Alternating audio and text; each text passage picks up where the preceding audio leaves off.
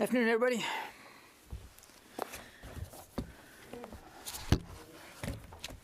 Okay, just a couple of things off the top here. Just to give you a quick update, I think some of you have been tracking this. The USS Nimitz Carrier Strike Group is departing the Central Command area of responsibility, and they'll be now supporting the U.S. IndoPacific area of responsibility. We want to thank all the men and women aboard the ships in that strike group and the squadrons who supported Central Command now for more than 270 days, ensuring our national security and deterring conflict in a very critical region of the world. Yesterday, we also announced, I think that you saw, that the department has awarded 2 contract actions in support of the coronavirus response efforts. In coordination with the Department of Health and Human Services, the department awarded a $231.8 million contract to Illum USA LLC for their COVID-19 home test as the first over-the-counter, no prescription required in-home test. It can be performed in approximately 15 minutes from nasal swab specimen, from I got Navy on the brain here, from a nasal swab specimen with results reported via a smartphone app. This effort will directly support the national strategy for COVID-19 response and pandemic preparedness policy by including the procurement of 8.5 million tests to be distributed across the country. The contractor now is preparing a distribution plan. That's due in 15 days, and so we'll have a lot more information, or the company will have a lot more information in a couple of weeks about exactly how they're going to be distributed. Additionally, under the Defense Production Act, Title III, the department entered a $1.1 million agreement with American Apparel Incorporated to sustain critical industrial-based production of U.S. military uniforms. As a domestic supplier of Berry Amendment-compliant uniforms, American Apparel intends to use the funds to purchase and install equipment that will increase manufacturing automation. This new equipment will increase production capacity to meet all current contract requirements, plus any surge requirements up to 25%. Now, on the personnel front, we've onboarded another 14 employees yesterday. It's great to have these team members aboard. We look forward to their contributions to the department. Among the new arrivals were Mika Oyang, Deputy Assistant Secretary of Defense for Cyber Policy, and Brent Woolfork, who will be the Deputy Assistant Secretary of Defense for House Affairs. Now, shifting gears. Over the weekend, Secretary Austin directed a zero-based review of all DoD advisory committees to include those not otherwise subject to the Federal Advisory Committee Act. The Secretary was deeply concerned with the pace and the extent of recent changes to memberships of department advisory committees, and this review will allow him now to quickly get his arms around the purpose of these boards and to make sure the advisory committees are in fact providing the best possible advice to department leadership.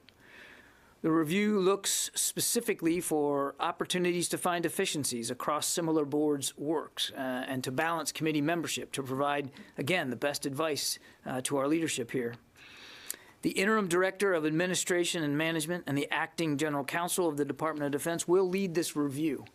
Each component head that sponsors a DoD committee will conduct an in-depth business case supported by fact-based evidence for the continued utilization of each committee. I think you know that these boards are sort of nested inside sponsors in the building. For instance, the Defense Policy Board, the sponsor of that is the Undersecretary of Defense for Policy. The Defense Business Board, the sponsor for that is the Deputy Secretary of Defense. These sponsors will also consider each committee's mission and function as it relates to the national defense strategy and to our own strategic priorities.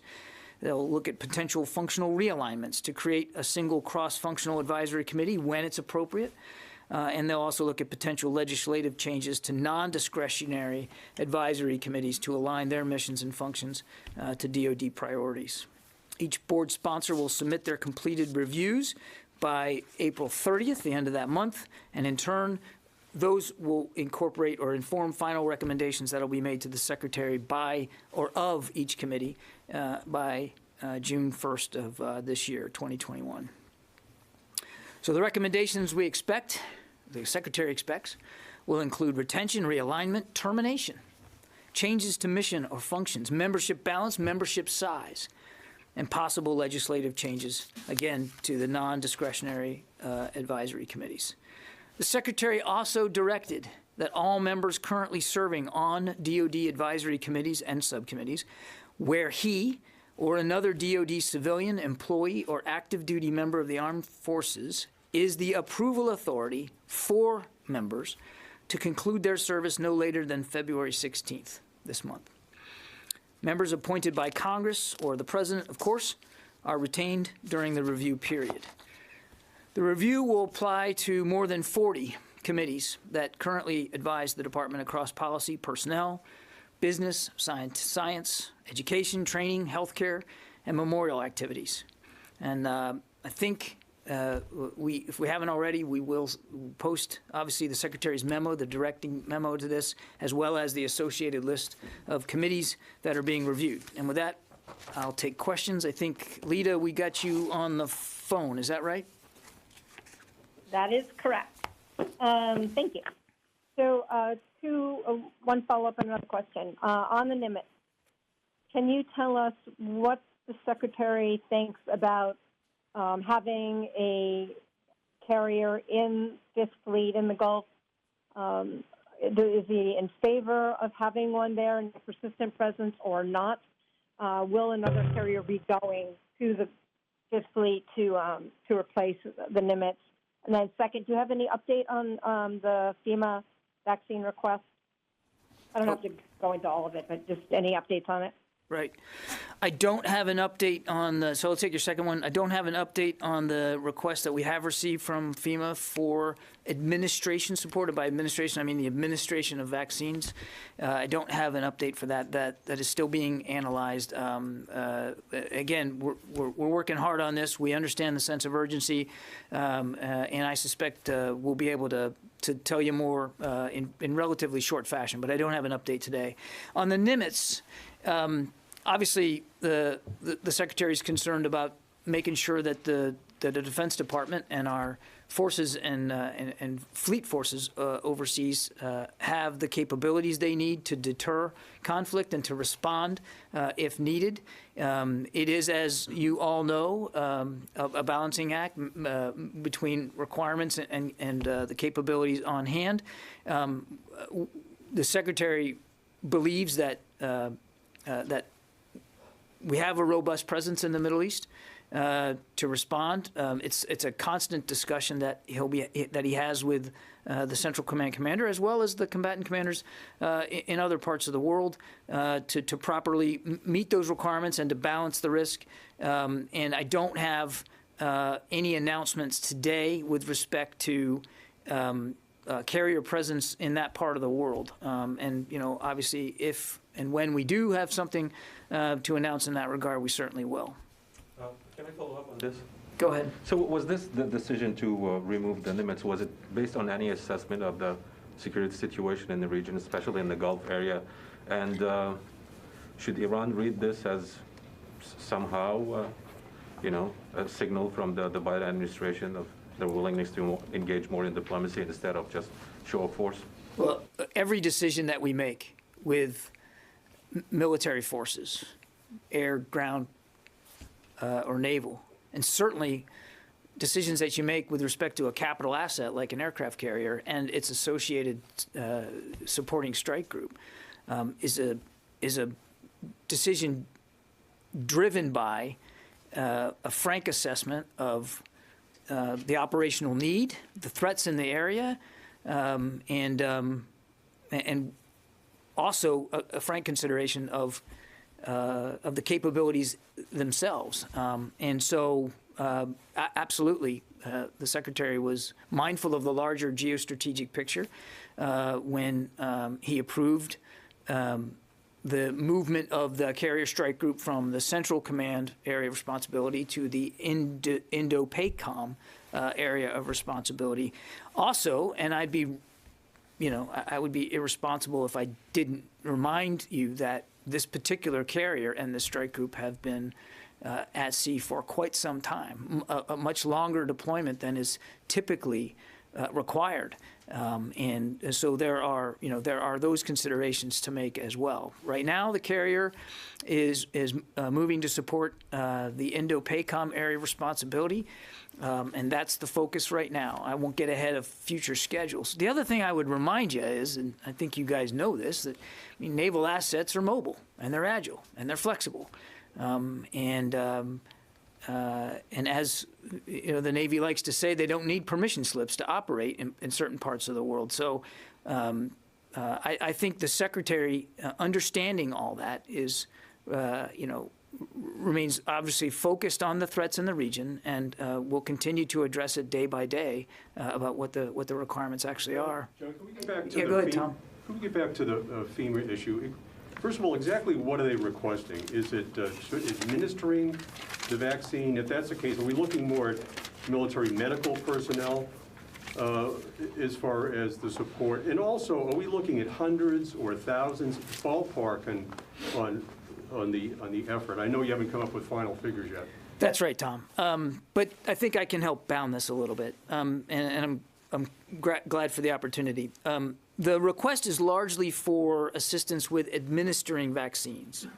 So these would be people, professionals that can help actually put shots in arms. So following that, you can imagine what we're looking at is a blend of clinical and non-clinical personnel to do that. And I'm reticent to get into specific numbers because we're still working our way through this. Now, as for total numbers, I mean, again, I'm reluctant to put something on the wall here because the analysis is still going on. But I would, I think it's safe to assume that we'd be talking in the thousands eventually. But how high and where, I just don't know yet. And I beg your forgiveness. We're working on this now, and I think we'll be able to have more detail for you soon, but we're just not there. And the other thing I want to say, if you don't mind, while I filibuster here, is it's important to remember that this is DoD support to FEMA and to governors and to civil officials around the country. This is not. We are very much a supporting element here, and not trying to drive the actual system itself. Presumably, we're looking at active and reserve because the governors can get the guard from their own states, right? Again, I don't want to be too specific about sourcing, but as I said last week, I think it's certainly as we look at capabilities, we're looking across the joint force, which would include reserves as well. Whether that ends up being part of the sourcing solution, I don't know yet, but it would be irresponsible for us not to look at the whole joint force. Does that make sense? Yeah. Jen? Thank you very much, John. I'm going to take off because it's foggy with my eyeglass. You do whatever you need to do. Thank you very there. much. Yeah. How will the United States get involved with, in Burma's military coup d'etat? Do you know Burma's military coup in right now? So how you? Oh, in Burma. How's the military going to get involved? I don't believe we foresee right now with what's going on there a U.S. military solution or action required. We certainly have viewed with great alarm what has happened in Burma, but I don't see a U.S. military role right now. Jen? One more quick. Has never been any sign or movement in military coup d'etat in the United States over the past few months? Can I ask you to do that one again? Has there any sign or movement of a military coup d'etat in the United States over the past few months? Have we seen a? Yes. In the United States. The movement of a military coup in the United States? Yes, because of the last Trump administration, so there's a lot of movement. No. The United States military is one of the most trusted institutions in this country, and I think you are all here and watched Chairman Milley and the Joint Chiefs how they performed and how they made it very clear that there wasn't going to be a political role for the U.S. military. No. Jen. Sean, Is the Secretary comfortable with the number of National Guard troops that are up at the Capitol right now? Is it overstaffed given the threat levels? Are there any concrete threats that have been presented? And what happened to the 12 National Guard who were sent home because they were flagged by either FBI or Secret Service prior to the inauguration? Are they being prosecuted in some way? Is it a chain of command issue? What happened with those 12, and what were their, have the investigations found that they either committed any violation or broke any laws? So on your, let me go second first. I would refer you to the National Guard, Jen. That's not information that we would necessarily have here, that the National Guard, and in this case, the units would be, excuse me, I think better served to address that. As for the mission itself, we have a little bit more than 7,000 right now. As you know, not all 7,000 are out at any given time. They work in shifts. The Secretary had the opportunity on Friday evening to go spend some time with them. He was very impressed with the work they're doing, thanked them for that, promised them his support. I won't get into, and I wouldn't get into specific threat analysis here from the podium, but I would tell you that the department still considers this a valid requirement. Based on the requests for additional support, continued support, I should say, that we've gotten from federal and local authorities, including the Secret Service, and that that we're every day we're reviewing the status of the mission. So right now we have more than 7,000. I don't want to get too predictive about what it's going to look like forward. I think, but to go back to what, you know, the Secretary, as he told the National Guardsmen Friday, I mean, he very much wants to get them back home and back to their lives and to their jobs and to their families as soon as possible. But we also have what we still consider to be a valid requirement for their assistance, and we're going to have to, you know, continue to meet that. And I wouldn't get more predictive, you know, more than that right now, more specific. Let's see, we'll go to David Martin. You are on the phone. Is that right? I am. I think you said in the statement on advisory committees that the Secretary was concerned about the pace of change.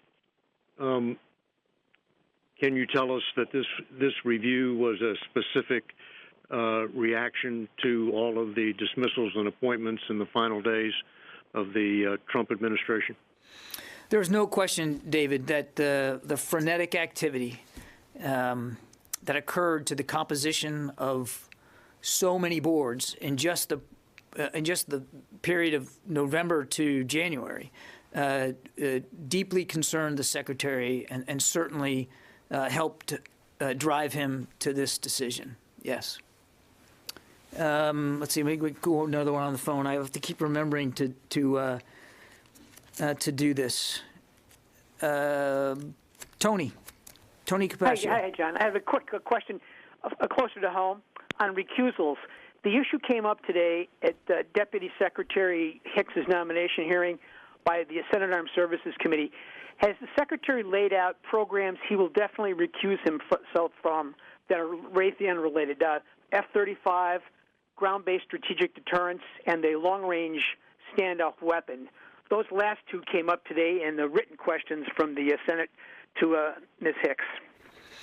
So thank you, Tony. As I think you saw the Secretary commit to, that he will recuse himself from Raytheon-related decisions, not unlike, in fact, the same way that the previous Secretary Esper did. And as a matter of fact, he intends to use the same sort of decision-making vetting process for Raytheon decisions that Secretary Esper had in place. That was that screening process he set up so staff would be able to winnow through programs that may or may not be Raytheon-related? That's correct, Tony. The same screening process. He's committed to doing that. He's made that direction to the staff so that he can be absolutely 100% committed to abiding by his agreement to recuse. Yeah. Okay. May I ask you, is the F-35, though, the Pentagon's largest program? Raytheon makes the engines for it. Will he specifically recuse himself from decisions on that program? You know, Tony, let me take the question to get back on the the eaches here. But before I do that, I just reinforce that he takes very seriously his recusal responsibilities from Raytheon-related programs and systems. And so I can assure you that he'll do that. What you're asking is a broader question, and I owe you a better answer on that. Go ahead. Okay, thank you. I have actually one follow-up on Nimitz and two on Syria. So on Nimitz, does it have anything to do with the rising tension between China and India that you deployed the ship to IndoPacific? I'm not going to get into specific rationale for why a ship is moved, from one area of responsibility to another. We certainly have legitimate requirements for naval power in both areas of responsibility. And there is a finite number of aircraft carriers available at any given time. And so this is a constant balancing act that the leadership here, the Secretary, has to perform in terms of meeting requirements with capabilities. I would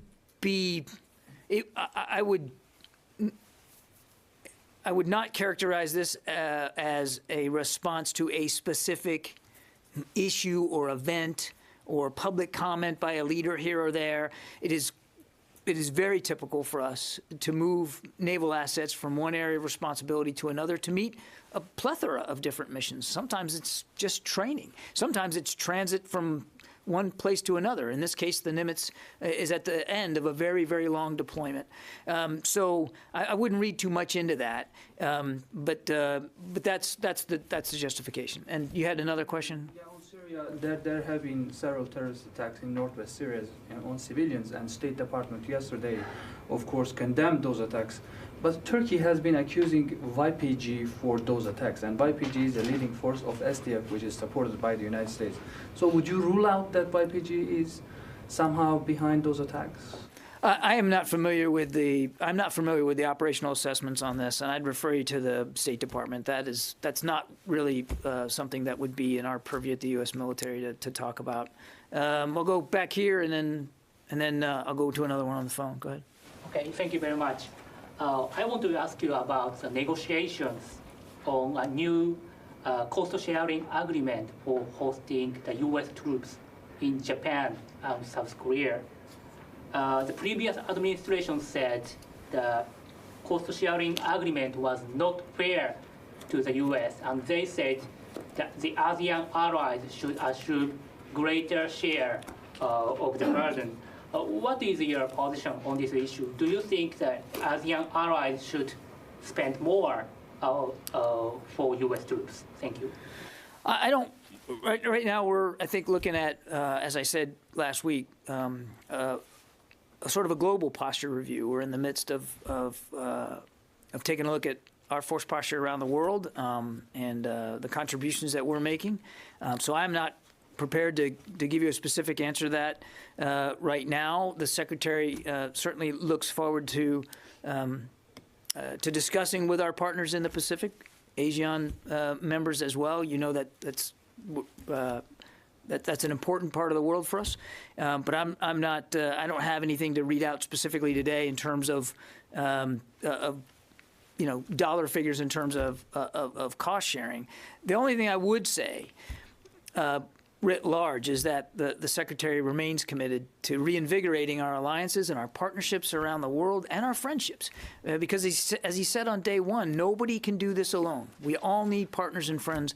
And 5 of our 7 treaty alliances are in the Pacific. I'm not suggesting ASEAN is one of those. It's not. But my point I'm trying to make is that we have many partners and allies in that region. It's a critical part of the world.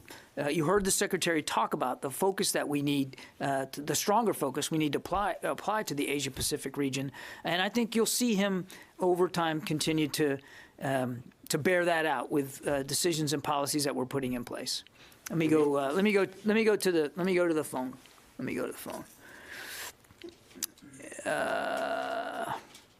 Carol Rosenberg. Thank you, Admiral. Can you say whether all the 1,500 troops at JTF Gitmo who wanted a vaccine got a vaccine? Are all the prison staff who wanted to be protected already protected? It looks like they're now offering them to school teachers, bartenders, and commissary workers down there? I can't answer the first question, Carol. I don't know, and I'd certainly refer you down to either to the Navy or to Southern Command to speak specific numbers. I do know that they had begun the vaccination of men and women who work down at Guantanamo Bay on the base and with the JTF, and they were moving along the previous departmental vaccination schema in terms of priority. So there are certainly members of the military that have been vaccinated. And again, I'd remind you that it's a voluntary vaccine. We cannot compel it.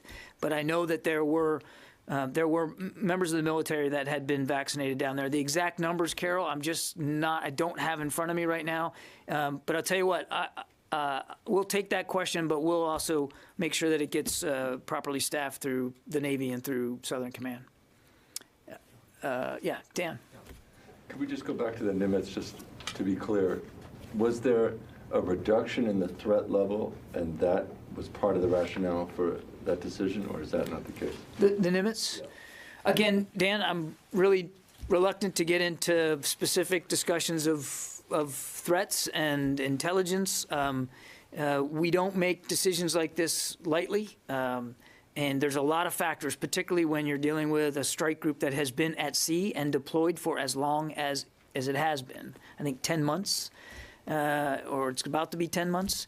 And so you have to consider the wear and tear on the ship itself, as well as the effect on sailors who are incredibly resilient. So there's a lot of factors that go into this.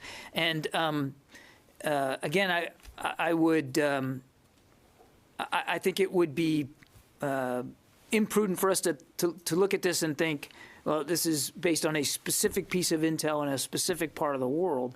It's about balancing capabilities against the requirements. And there are requirements for naval assets in many places of the world.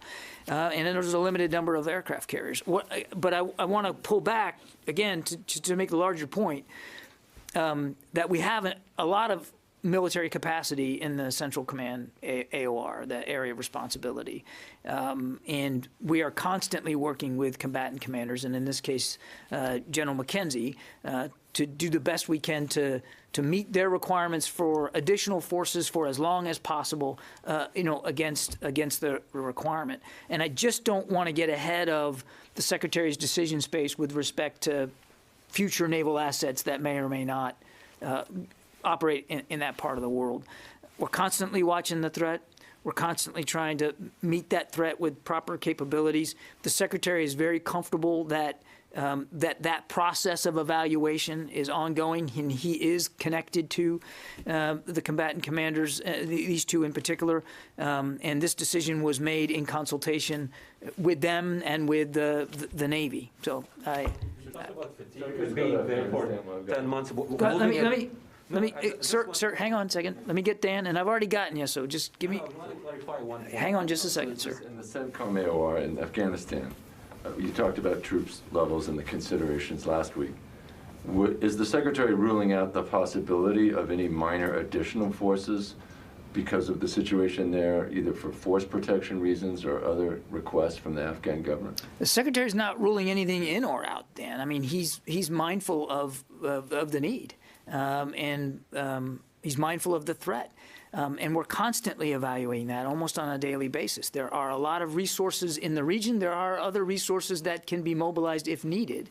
But I just don't think we're, I wouldn't want to get into the specifics of how that's being done. I want to go back to he's made this decision to allow this transfer into a different area of responsibility in consultation with both combatant commanders and with the Navy and frankly with the chairman of the Joint Chiefs as well.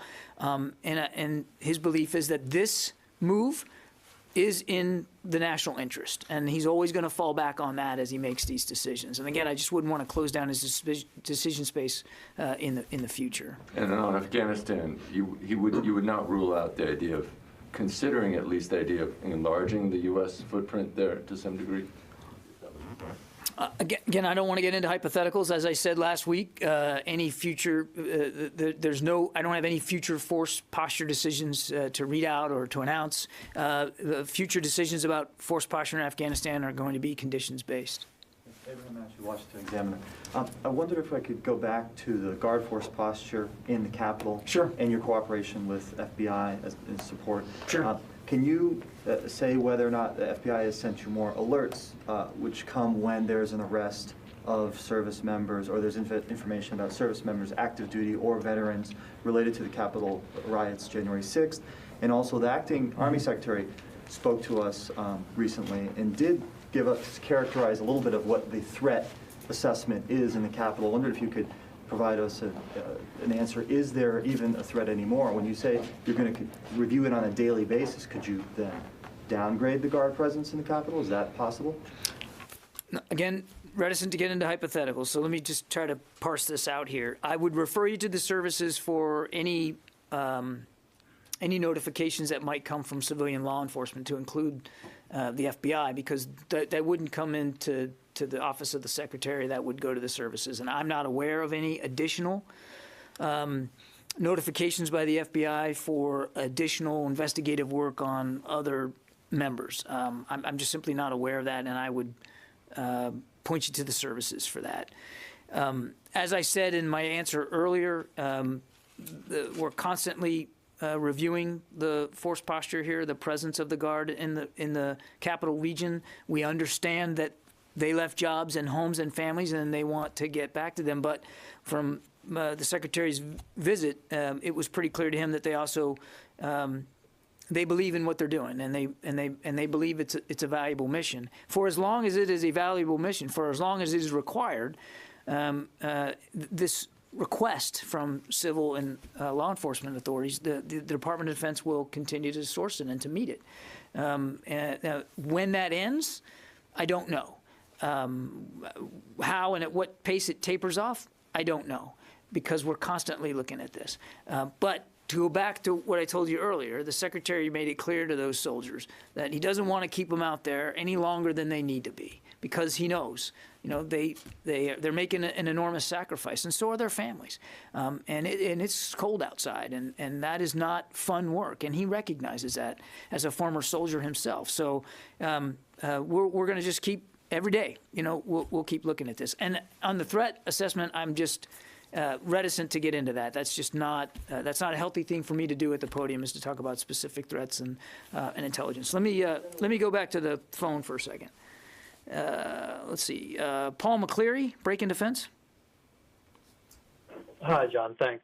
I wanted to ask a kind of in-house question about the executive order that the President signed last week about the climate crisis. Who is leading the charge at DOD to kind of marshal all the, get everyone together and submit that report to the White House? And what kind of effect do you think this new order is going to have on acquisitions, operations, things like that going forward? I missed the question. It was I missed the first part of your question, Paul. It was a directive about what? I think it was climate crisis. Who's leading the climate change executive order.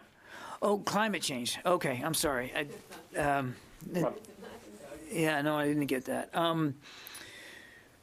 So, taking a couple of steps back, I mean, the Secretary's made it clear, and you saw his statement, that he believes climate change is a national security issue.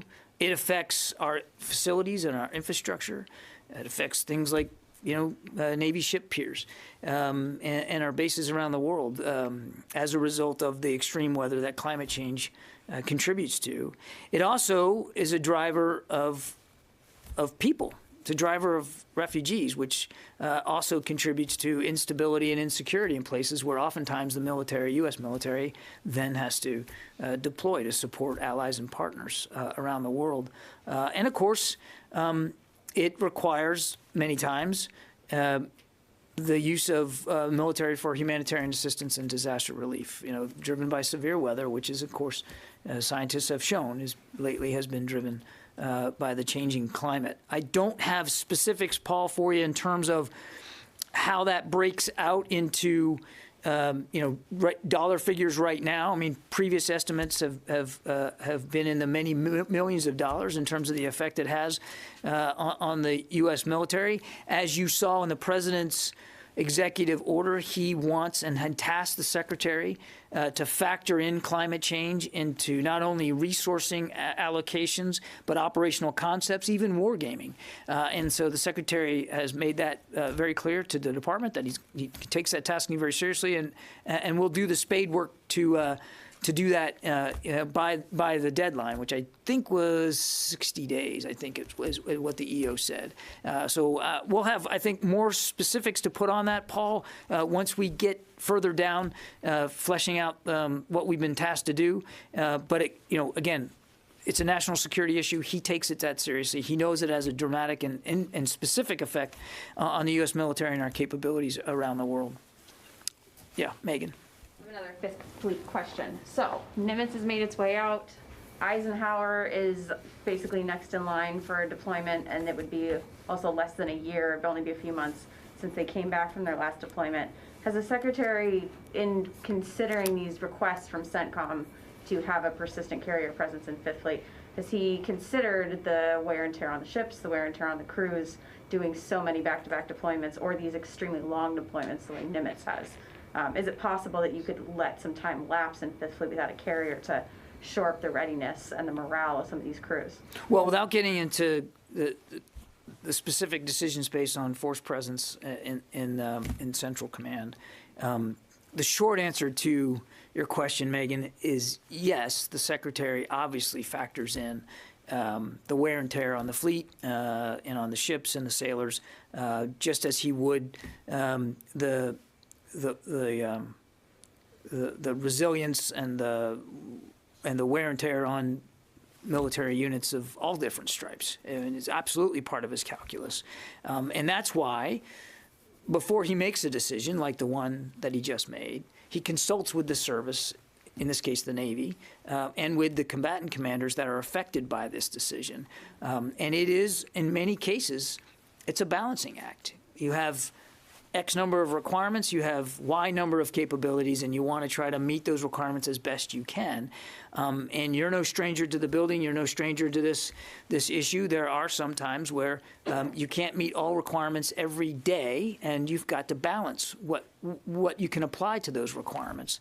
And that's the business of national security decision making that the Secretary's in, and we saw that process play out here with this particular decision. I'll take Lucas, and then I'll go to the phone. Go ahead, Lucas. Question on nuclear weapons. The head of U.S. Strategic Command recently said in an issue of proceedings, quote, "There is a real possibility that a regional crisis with Russia or China could escalate quickly to a conflict involving nuclear weapons." And while Charles Richard went on to say, U.S. military must shift its principal assumption from nuclear employment is not possible to nuclear employment is a very real possibility. Does the Secretary agree with that statement? The Secretary, as I think you've heard him say, certainly considers our nuclear capabilities and their modernization a key priority. He's also said that we don't want things to escalate to conflict, certainly not of that scale. And so his job, he believes, is to protect and defend the American people, and that means having a broad mix of capabilities that are ready to do that, and that includes nuclear strategic capabilities. And he's committed to, as I think you've heard him say, conducting a nuclear posture review to better understand the state of modernization and the need for innovation and research and development of improving those capabilities over time. So I think he certainly shares the Admiral's concern that these capabilities are important, and that and you've heard him talk about both Russia and China. China being the pacing challenge of this department, and Russia clearly posing a threat on many fronts, and he takes those seriously. And as he works through posture review of nuclear capabilities, and as he works through the global posture review, I think you'll see those things sort of integrate and come into focus about, what kinds of long-term posture and capabilities we're going to try to put in the field to make sure, again, that we can defend the American people. Are tensions among nuclear-armed nations the highest they've ever been since the Cuban Missile Crisis? I try to stay away from superlatives, Lucas. I mean,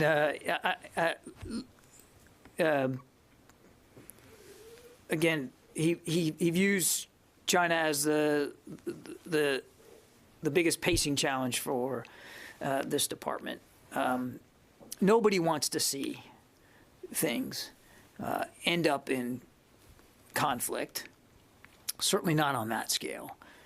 But it's his job and it's the department's job to help deter, to prevent that kind of conflict, particularly on that scale. And I would just say that that's where his head is, rather than getting into the specifics of most this or most dangerous that. Clearly, there is much work to do, and you've heard Secretary of State Blinken mention this just the other day. There's much work to do with our bilateral relations with China and with Russia. But our job here at the Defense Department is to make sure that we can protect the American people from threats. I'm going to let me go to the phone. Laura Seligman. Hi, I had a question actually about Guantanamo Bay. Can you tell me, please, who made the decision to begin vaccinating the prisoners? Was that something that was in the works in the previous administration, or was that something that the Biden administration initiated? And can you tell me why? Why what, Laura? Why was that decision initially made? What was the reasoning? So I think, as I referred to earlier, you guys know this better than me because you've been here longer than me, that the department had a vaccination plan, a schema, if you will, for phasing in the vaccination of American men and women who support the military, the workforce. Different phases. The goal being, of course, to vaccinate those that needed it the earliest and the fastest. Healthcare workers and the supporting staff to them, for instance, were right at the top of the list. And because it's a vast bureaucracy, millions of people, literally hundreds of commands around the world. Some areas, some commands move through those phases at a faster clip than others. But these phases were put into place and developed in the previous administration. And again, the focus was clearly on trying to get the vaccines to the people that needed it the most. And so, to your specific question, the vaccination plan was underway before President Biden took office, before Secretary Austin took office. That's not to impugn that decision-making process at all, but just to answer your question, that scheme was already underway and being executed. Just to follow up. Yeah, Dan. Wouldn't it be, for the sake of the health of the U.S. personnel there, wouldn't it make sense to vaccinate the inmates, the detainees? Well, the health protection of our forces remains a top priority, Dan. And I think one of the things, the main reason why we've got a temporary pause here down there is to just better understand how they move through their scheme, how they move through their phases, and just to take a look to make sure that we better understand that process. Again, as I mentioned over the weekend, in keeping with our desire to make sure that the health and well-being of our troops and their families really are foremost in mind. I think I got time for one more. Now, sir, I'll get you in the back. Go ahead. Watanabe from Nippon Television. Very nice to meet you. Nice to meet you. I'd like to ask you about the free and open Indo-Pacific initiative. And President Biden and the Prime Minister Suga the other day agreed on the importance of this initiative in the last phone call.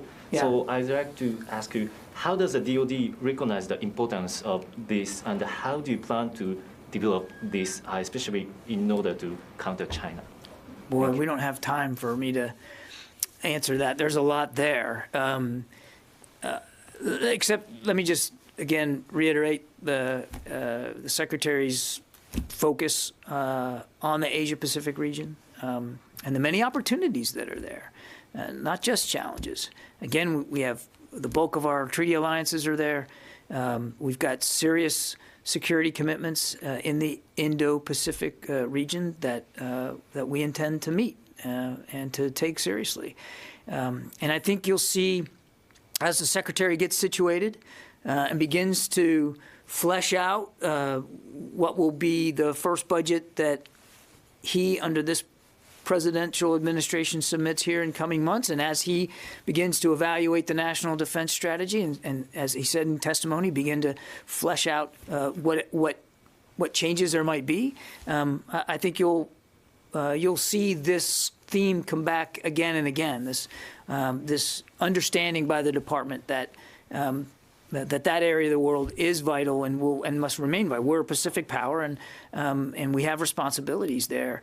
I think you also heard him say, though, just so there's no question, that in the main muscle movements of the existing national defense strategy with respect to great power competition, and in particular the challenge that China poses, that he agrees with that.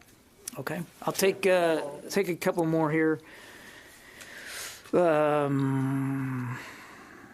Ellie Kaufman, CNN. No, you don't have a question, or do you? I have to remember to look over here where it says question, yes or no, and that one was a no. Tara Kopp. Okay, we lost Tara. I'll take one more from in the room. Ma'am, you haven't had a question. Yes, I have two questions on Iraq, actually. On what? Iraq. Iraq, okay. The first one, if you can give us some details on that operation that killed Abu Yasser al-Aisawi last week. Was it like a joint operation between the international coalition and the Iraqi forces? So as I understand it, from Operation Inherent Resolve, it was a partnered mission. I'm not going to get into the specific tactics of what that looks like. I'd refer you to them. That really wouldn't be appropriate for me to speak to from the podium. But it was a partner mission. And the second question is the review, the strategy review that the Pentagon is conducting in Iraq, will consider the troops level there? Are we going to see a significant change of the number of troops that the U.S. has in Iraq now? I think the current level in Iraq is around 2,500. I have no changes to that to report out to you today. No decisions about force posture there have been made one way or the other. The Secretary wants to get a chance to examine the mission and the strategy there and make sure that that we are executing the right strategy, a good strategy, and that we are properly resourcing that strategy. But he is not in a position now where he can make any specific decisions one way or another. So I don't have any changes to force posture to read out to you. Afghanistan, one question? One more. Thank you Go very ahead. much. So in response to your statements last week here, Taliban basically vowed to fight U.S. troops if they remain in Afghanistan beyond next May. So the first question, do you think the U.S. has enough troops in Afghanistan to deal with such a situation? And are you willing, are you taking that risk assessment into your consideration in this review of Afghanistan, regardless of whether Taliban is basically living up to their commitments or not? Well, look, we are committed to a political settlement in Afghanistan, one that includes the Afghan government. As we've said many times, an Afghan-led, Afghan-owned peace process. And we're going to continue to support the achievement of a political settlement. No forced posture decisions have been made, and I wouldn't speculate beyond that. We have long believed that the political resolution is the best way forward, and the Secretary and the Department are committed to that. Okay, thanks everybody. Appreciate it. Thank you very much.